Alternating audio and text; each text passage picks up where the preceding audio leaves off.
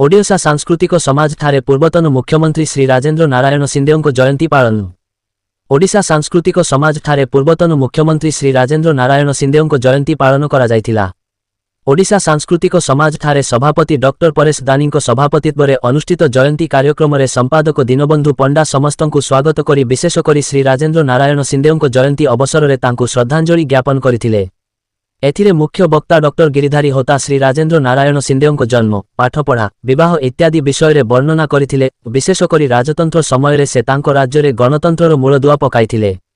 एथिसह सरपंच पदवी सृष्टि, पत्रिका प्रकाशन, चिकित्सालय स्थापन, कृषि संपर्कित सचेतनता, पर्यायक्रमे बळी प्रथा को बंद करिबा, सबडिविजन सृष्टि, बाल्य विवाह को प्रोत्साहित न करिबा इत्यादि अनेक गुणरे से किपरि प्रजानुरंजन राजा भावे राज्यवासी तथा ब्रिटिश सरकारंको प्रियभाजन होई पारिथिले सेनेई निज वक्तव्य रे कहिथिले। एही जयंती सभारे अन्यमानंको मध्यरे श्री अर्जुन पंडा, श्री अरविंद महापात्र, श्री अशोक कुमार मिश्र, श्री प्रफुल्ल होता, डॉक्टर श्याम सुंदर धर, श्री प्रशांत पाटयोशी, श्री बोधराम दास, श्रीमती कविता पुरोहित, श्री संजय कुमार बाबू, श्री हरिशंकर पंडा मध्य उपस्थित रहिथिले। शेषरे जुग्म संपादक श्री ललित मोहन बेबर्ता धन्यवाद अर्पण करथिले।